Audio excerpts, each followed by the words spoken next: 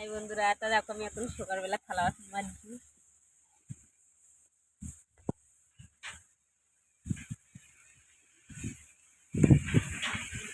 তাই মাজা কমপ্লিট হয়ে গেছে।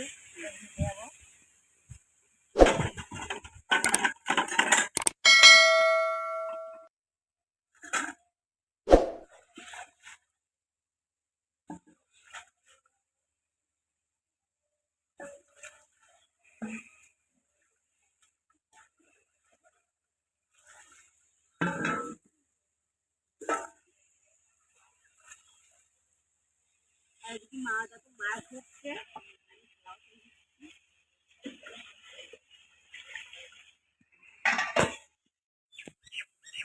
থালা বাসন ধোয়া হয়ে গেছে, বাড়িতে যাচ্ছি।